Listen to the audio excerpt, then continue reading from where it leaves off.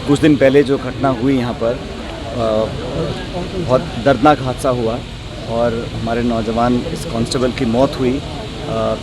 इसकी मुझे लगता है कि पुलिस को, प्रशासन को, सरकार को एक गहन, निष्पक्ष और एक ऐसी जांच करानी चाहिए जिससे पूरा तथ्य सामने आए। मैंने परिजनों से मुलाकात करी है और हम चाहेंगे कि सरकार इनके पूरे परिवार को जो मापदंड हैं उसके अनुसार पूरी मदद, सहायता, सहयोग करें। 3 छोटे बच्चे हैं, उनकी पढ़ाई, उनकी जो विधवा है उनके लिए धनराशि का संसाधन पर्याप्त मात्रा में पहुंच सकें और हर संभव सहयोग हम लोग भी करेंगे। लेकिन मुझे लगता है कि इस प्रकार का अगर हादसा हुआ है तो अलग प्रक्रम है, लेकिन अगर कहीं और कुछ अंदेशा जो परिवार को है उसका भी खुलासा होना चाहिए, लेकिन जांच के बाद होना चाहिए। तुरंत प्रभाव से अब तक एक व्यक्ति को डिटेन किया है, लेकिन कार्रवाई और जल्दी हो ताकि गलती की सज़ा तुरंत मिले और कोई व्यक्ति भी हो, मैं मानता हूँ चाहे ये जिला हो या प्रदेश हो, देश हो, कहीं कोई व्यक्ति गलत काम अगर करता है तो उसको उसके अनुरूप सख्त से सख्त सज़ा मिलनी चाहिए और लोगों को न्याय मिले। हमारी पूरी संवेदना पूरे परिवार के साथ है और उम्मीद करता हूँ कि इस प्रकार का प्रकरण कभी दोबारा ना हो इस जिले प्रदेश के राजस्थान में। ये पहला मामला नहीं है, टोंक जिले में भी इससे पहले कई मामले सामने आ चुके हैं। राजस्थान में तो दर्जनों आते हैं, धौलपुर, भरतपुर, करौली। ये जहाँ तक ये बजरी का मामला है, इसमें मुझे लगता है कि सरकार को कड़ा कदम उठाना चाहिए। अगर कहीं कोई गैर कानूनी काम हो रहा है उसको अगर सरकार, प्रशासन सख्ती से नहीं निपटेगी तो और लोगों के अंदर साहस बढ़ेगा इस प्रकार के काम करने के लिए। और अगर इस ऐसी घटनाओं से लोगों का मनोबल टूटता है, कल ये नौजवान पुलिस में काम करता था, पूरी पुलिस फोर्स का मनोबल टूटेगा अगर हम लोग सख्ती से नहीं निपटेंगे। तो मैं तो आग्रह करूंगा सरकार से भी कि सारी बातें छोड़कर अगर गैर कानूनी इलीगल गतिविधि कहीं हो रही है उस पर तुरंत कार्रवाई करनी चाहिए। और हम लोग जो विपक्ष में हैं, हम लोग पूरी मांग रखेंगे सदन के अंदर, सदन के बाहर, कि इलीगल, गैर कानूनी कोई भी कार्रवाई हो, कोई कितना बड़ा प्रभावशाली व्यक्ति हो, लेकिन उसके कहने पर अगर सरकार आँख मूंद लेगी और गैर कानूनी कार्रवाई होती रहेगी उसको हम बर्दाश्त नहीं करेंगे।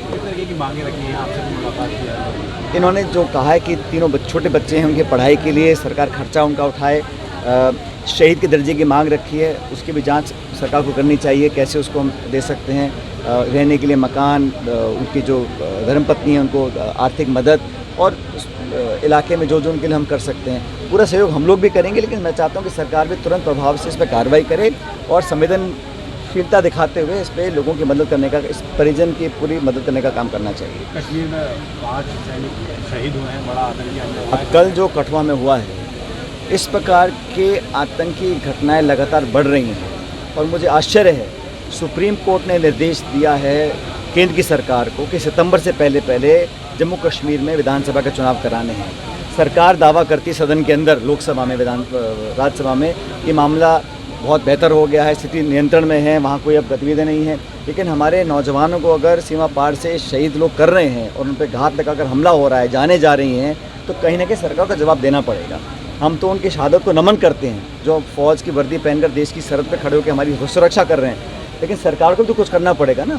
इस प्रकार गतिविधि बढ़ रही है, आप दावा कर रहे हैं कि हम लोगों ने कश्मीर को बिल्कुल स्थिर कर दिया, हम आपको दिक्कत वाली समस्या, प्रॉब्लम नहीं है, और ऐसे आतंकवादी घटनाएं अगर हो रही हैं तो ये बहुत बड़ा मुद्दा है। और मुझे लगता है कि इसको हम लोग चाहेंगे सरकार इस पर अपना स्पष्टीकरण दे, जवाब दे और सख्ती से कार्रवाई भी करे। बजट से पहले आज कांग्रेस की बैठक हुई है 4 बजे इलाहाबाद में, किस तरीके आज हाँ, हम सब लोगों की विधायक दल की बैठक है, हम सब चर्चा करेंगे। देखिए, बजट कल आएगा और शायद बहुत दिनों बाद ऐसा हो रहा है कि राज्य सरकार का बजट पहले आ रहा है, केंद्र सरकार का बाद में आएगा।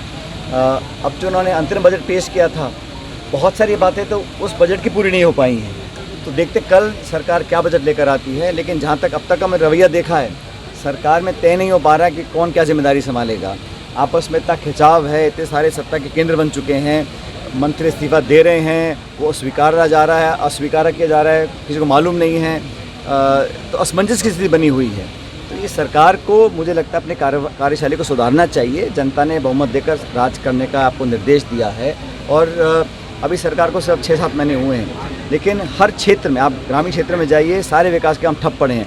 जिन कामों की स्वीकृति हम लोग दे चुके थे हमारी सरकार में, जिनकी शासनिक स्वीकृति और आर्थिक स्वीकृति निकल चुकी है, उन कामों को भी पूरा नहीं कर पा रहे हैं। तो निर्माण काम, विकास के काम बिल्कुल ठप पड़े हैं। अब आचार संहिता का बहाना लेकर हम कब तक काम रोक के रखेंगे? तो हर क्षेत्र में बिजली पानी की जो किल्लत इस बार हुई है, शायद पहले इतनी कभी नहीं हुई। तो सरकार तो अपना काम नहीं कर पा रही है, और मुझे लगता है कि जनता भी कल देखेगी किस प्रकार का बजट ये सरकार लेकर आती है। देखिए, शिक्षा मंत्री लगातार बयानबाजी कर रहे हैं, अभी डोटासरा जी को लेकर भी एक बड़ी बयानबाजी, तो क्या देखते हैं शिक्षा मंत्री जी उनके? नहीं, जो माननीय मंत्री इस प्रदेश के हैं उनको मुझे लगता है अपना ध्यान अपने डिपार्टमेंट पे, अपने कामों पर और जनता की सेवा पे लगाना चाहिए, और 24 घंटे सिर्फ बयान देना और विरोधियों पर टीका टिप्पणी करना मैं समझता हूँ सही नहीं है।